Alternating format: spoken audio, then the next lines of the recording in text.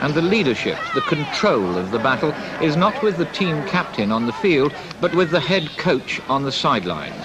Woody Hayes sees himself as a commanding general. He even studies military history and uses it all the time to provide homilies and illustrations when training his players. He considers only total victory as an end to all this. But they must have a winning instinct. Oh, absolutely. Well, if they can say, I don't care whether we win or not, we don't want them. Because we do want to win, because winning is the epitome of team effort. And we must keep that, and we must inculcate that into our football players. Would you use the word indoctrinate? Yes, yes, I would very much. So many of our liberals are against that word, but I am not.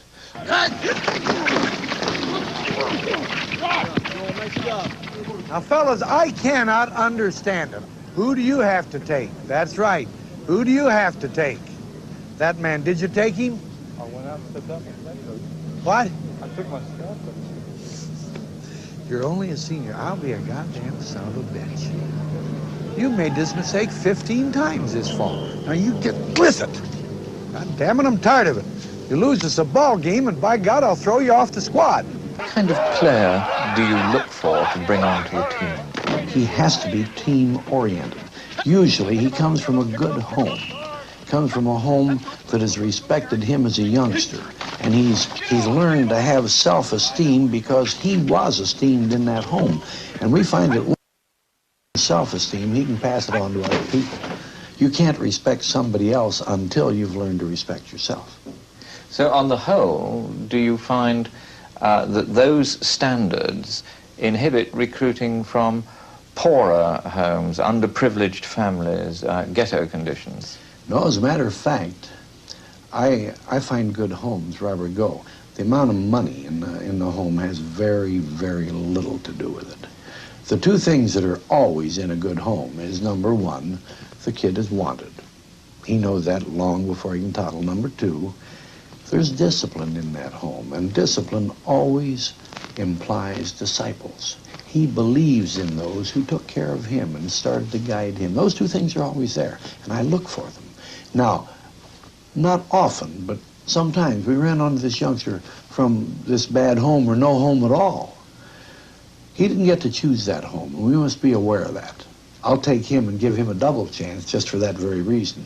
If he's appeared to rise above those circumstances, I want him. I want to help him along. I can do it. You know, the older I get, and I shouldn't say this because it'll always be misconstrued, but the older I get, the less I care about what they say. I'm sorry, I have to level with Woody Hayes, but I don't have to level with them. And as long as I feel I'm treating these youngsters right, and I'm trying honestly to help them get an education, why, I don't care much what they say, because I'll step into their classroom and do a better job there than they'll ever do on the football field. You've remained one of the less well-paid coaches in the business, although you're one of the best. Is it deliberate in order to maintain a low profile? The best or not. I've had good players. Honestly, I don't know how good a coach I am. I've never particularly cared. I think I'm a terribly lucky coach. You give me the same material as anybody else, I think I'll beat him on my luck, if nothing else. But well, frankly, the reason I've never worried about money is because I'm afraid money would spoil me. If I started to think about, well, now how are my investments coming in this stock or this sort of thing, or I've got to go out and make speeches here and there, first thing you know, I won't be coaching well. I get real hammy. I don't want to do that because I want to stay in coaching and feel honestly that I'm doing the best job I can do. When I can't do that, I've got to get out. Philanderer. That's a philanderer, a fellow who makes love triflingly. All right, in other words, he just about take on any gal that comes down the street. The coach is genuinely concerned as a teacher about the lack of vocabulary in high school graduates. So all the freshmen volunteer, whether they like it or not, for his own Sunday morning classes on word power. Spell it now. A-P-A-T-H-E-T-I-C. Oh, no, all right. That's a good word, all right. And it comes from another prefix. You know what A means? That's sort of a shoulder-shrugging word. Huh? Away from. And Boys, I don't want you on the football field if you're going to show any signs of apathy. Apathy. Right there. And avoid it like the plague. Avoid it like the plague. It's the damnedest thing in the world, and you'll run on these guys this fall on the campus. Yeah, why get up in the world? Why play football? Yeah, you work too hard. Why do that? Yeah, come on and have a joint with me. And yeah, and hell, he'll sit there and look at his shoe for an hour. Yeah, he's thinking great thoughts.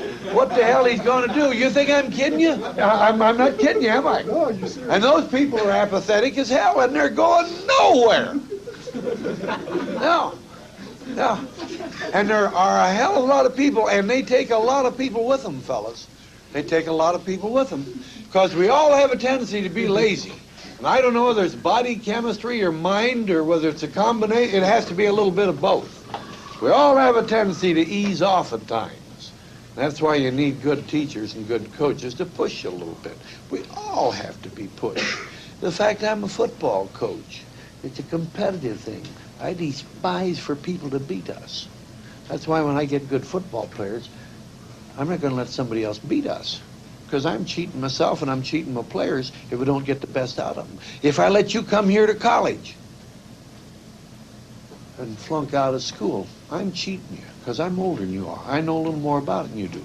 And I know just going through this silly little book here helps enormously. If you only pick up one word today and learn to avoid that word like the plague, and you'll see him all over the campus. He'll be all over here. And he is never the guy that's done one damn thing to civilization.